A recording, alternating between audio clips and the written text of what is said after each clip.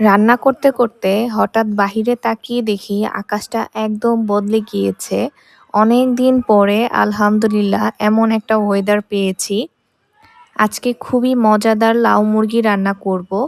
সেই সাথে সন্ধ্যাবেলা তো থাকছে মজাদার পাক্কন পিঠা রেসিপি। দেখতে হলে ভিডিও শেষ পর্যন্ত আমার সাথেই থাকতে হবে। আসসালামু আলাইকুম এভরিওয়ান। আশা করছি সবাই অনেক বেশি ভালো আছেন। সবাইকে আরও একটি নিউ ডেইলি ব্লগে ওয়েলকাম করছি। আজকে মা হচ্ছে ২ রকমের ভর্তা বানাবে। এখানে হচ্ছে কালিজিরার ভর্তা একটা, আরেকটা হচ্ছে করলার ভর্তা। কালিজিরার ভর্তার রেসিপিটা আপনাদের সাথে শেয়ার করি। করলার ভর্তা যখন মা বানাচ্ছিল আমার আসলে মনে ছিল না। এখানে হচ্ছে শুকনো মরিচ আর রসুন মা টেলে নিয়েছে। কালিজিরাটাও ১ম এ মা হালকা করে একটু ভেজে নিয়েছে। সেই সাথে হচ্ছে পেঁয়াজটাও একটু তেল দিয়ে তারপর ভেজে নিয়েছে। তারপর সবগুলো একসাথে বাটাবাটি করে নিবে। আমার না যেকোনো জিনিস রিফিল করতে খুবই ভালো লাগে। এর জন্য আমি আপনাদের সাথে শেয়ার করি। আসলে আমি তো মূলত আমার ভিডিওতে আমার ডেইলি লাইফস্টাইলগুলোই আপনাদের দেখিয়ে থাকি। জানি না আপনাদের কাছে কেমন লাগে? যদি ভালো লেগে থাকে তাহলে আমার ভিডিওটি লাইক দিয়ে কন্টিনিউ করবেন অবশ্যই। আমরা কিন্তু সবাই অনেক ভর্তা লাভার। এর জন্যই হচ্ছে মাঝে, মাঝেই হচ্ছে ভর্তা বানানো হয়ে থাকে। তবে যেহেতু অনেক বেশি পরিমাণে ঝাল খাই, ভর্তাও কিন্তু অনেক বেশি পরিমাণে ঝাল দেওয়া হয়। তো যাই হোক, এখন হচ্ছে লাউ দিয়ে মুরগি রান্না করব। এই রান্নাটা অনেকদিন পরে করতেছি। সচরাচর এখন এই বাসায় রান্না হয় না। তবে আমরা যখন আগে সবাই একসাথে ছিলাম, মানে আমার বিয়ের পরে তো আমরা জয়েন্ট ফ্যামিলিতে ছিলাম। তখন না প্রায় সময় মা হচ্ছে এই রান্নাটা করত। কারণ আমার শ্বশুর এই রান্নাটা খুবই পছন্দ করে। সেই সাথে আমার হাসব্যান্ডও খুবই পছন্দ করে। এখানে আবার মুরগির পা দেখে বিব্রত হবেন না। আমি তো আসলে ওইভাবে মানে যে যেটা রিয়াল আসলে আমি সেটাই আপনাদের সাথে শেয়ার করি সবসময়। আর এদিকে একটা বিষয় শেয়ার করি, মুরগির পা যে সেটা আমরা হচ্ছে আমার শাশুড়ি, আমি, আমার হাসব্যান্ড ৩ জনই পছন্দ করি, ৩ জনই খাই। এর জন্য আজকে আমি ৩ টা পা এখানে দিয়েছি। তো যাই হোক সেটাও আপনাদের সাথে শেয়ার করলাম। আর এইদিকে হচ্ছে রান্না করতে, করতে দেখুন বাহিরের ওয়েদারটা কত সুন্দর দেখা যাচ্ছে। আমার তো এত বেশি ভালো লাগছিল। মনে হচ্ছিল যে ছাদে যদি যাইতাম তাহলে হয়তোবা আরো বেশি ভালো লাগতো। যদিও আল্লাহর রহমতে আমার বাসায় অনেক পরিমাণে বাতাস আসে খোলামেলা। আর বৃষ্টিও যখন নামে আমি চাইলেই হচ্ছে ব্যালকনিতে দাঁড়িয়ে ভিজতে পারি। ছাদে যাওয়ার প্রয়োজন হয় না। এখন তো টানা বৃষ্টি হচ্ছে।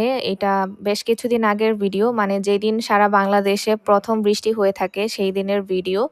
তখনও হচ্ছে দুপুরবেলা দেখলাম ঝিরিঝিরি বৃষ্টি নেমেছে। ওয়েদারটা অনেক ঠান্ডা ছিল। আমি একটু ব্যালকনিতে যেয়ে দাঁড়িয়েছিলাম। তখনও হালকা, হালকা বৃষ্টি আসতেছিল। পরে ভাবলাম যে বেশি জোরে বৃষ্টি নামলে আবার ঘরে চলে আসতে হবে। না হলে দেখা যাবে বেশি ভিজতে গেলে আবার জ্বর ঠান্ডা লেগে যেতে পারে। কারণ এখন তো সিজনটা খুবই খারাপ। সবারই একদম জ্বর আর ঠান্ডা আসতেছে। তো যাই হোক এইদিকে আমি আবার হচ্ছে একটু বড়া ভেজে নিচ্ছিলাম। এটা তো আমাদের বাসায় প্রায় সময় আপনারা দেখে থাকেন হয়তোবা আমার ভিডিওতে আমি বানিয়ে থাকি। আমাদের বাসায় রেগুলারই বানানো হয়। এই ডালের বড়াটা হচ্ছে ভাত দিয়ে খাওয়া হয়। আমার অবশ্য ভাতের চাইতে আমি খালিই খাই বেশি। কিন্তু আমাদের বাসার সবাই দেখলাম যে ভাত দিয়ে খেতে বেশি পছন্দ করে। এটা হচ্ছে বিকেলবেলা। বিকেলবেলা তো আমি পুরাই অবাক হয়ে গিয়েছি। একদম অন্ধকার হয়ে গিয়েছে। এত বৃষ্টি নেমেছে, পুরা ঘূর্ণিঝড়ের মতো অবস্থা। আর ইদানিং তো এত মানে ঠান্ডা বাতাস, বাসায় তো ফ্যানও লাগে না। একদম শীত লাগে, কাঁথা গায়ে দিয়ে ঘুমানো লাগে। আপনাদের অবস্থা কি আমি জানি না। আমাকে কমেন্ট করে জানাতে পারেন অবশ্যই। অনেকদিন পরে এই ওয়েদারটা পেয়েছি। এর জন্য আপনাদের সাথে বৃষ্টি হবার আগের মুহূর্ত, বৃষ্টি হবার মুহূর্ত, বৃষ্টি শেষ হয়ে যাবার পরের যে মুহূর্ত সেগুলো শেয়ার করেছি। আশা করছি আপনাদের কাছেও খুবই ভালো লাগছে আজকের ভিডিওটি।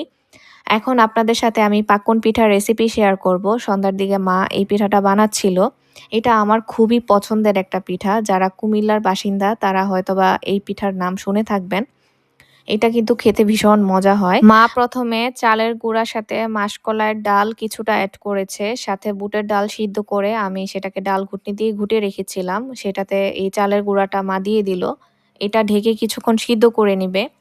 তারপর আমরা যে রুটি যে বানাই, যে ডোটা তৈরি করি সেটা হচ্ছে মথে তারপর সুন্দর করে ডো বানিয়ে রুটির মতো করে নিতে হবে। তবে রুটির মতো কিন্তু পাতলা করা যাবে না। কিছুটা ভারী রাখতে হবে। আপনারা দেখেই বুঝতে পারছেন নিশ্চয়ই। আর এই যে আমি যত ইজিভাবে ডিজাইন করা যায় আমি সেটাই করছি আজকে। আসলে আমি ডিজাইন ওরকম পারিও না। তবে যদিও চেষ্টা করতে যাই দেখা যায় অনেকটা সময়ের ব্যাপার হয়ে যাবে। মা বলতেছিল, "যত তাড়াতাড়ি করা যায় আসলে সেভাবেই ডিজাইন করো।" এই পিঠার ডিজাইনটা কিন্তু খেজুর কাটা দিয়ে করা হয়। তবে আমার বাসায় খেজুর কাটা ছিল না। এর জন্য আমি হচ্ছে যেভাবে পেরেছি সেভাবেই আসলে ডিজাইনটা করে নিয়েছিলাম বাসায় যাই ছিল।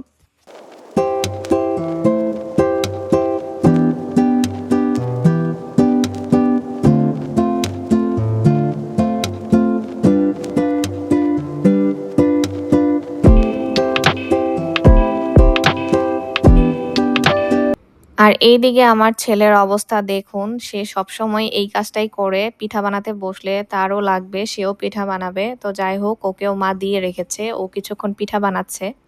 তো আমি পিঠা বানিয়ে কিন্তু ভাজার জন্য রান্নাঘরে চলে এসেছি। সেও হচ্ছে একটা পিঠা নিয়ে এসেছে। আমাকে এসে বলতেছে, "আম্মু আমি পিঠা বানিয়েছি, আমাকে এই পিঠাটা ভেজে দাও।" এই যে তার ডিজাইন করা দেখুন, সে যে চেষ্টা করেছে এটাই মাশাআল্লাহ বলবেন সবাই। আমি তো খুবই খুশি তার পিঠা বানানো দেখে। এজন্য ওর পিঠাটাও আমি ভেজে নিচ্ছিলাম সাথে। ও যেন সেটা খুশি হয়ে তারপরে খায়। কিন্তু আসলে ও তো ওইভাবে কোনো কিছু খেতে চায় না।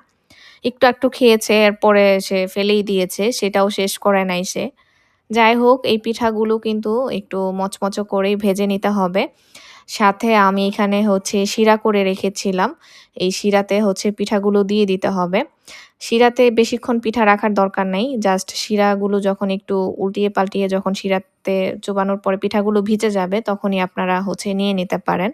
বাকি পিঠাগুলো মা হচ্ছে বানিয়ে দিচ্ছে আর আমি হচ্ছে ভেজে নিচ্ছি। কারণ এগুলো বেশিক্ষণ বানানোর পরে রেখে দিলে পিঠাগুলো ফেটে যায়।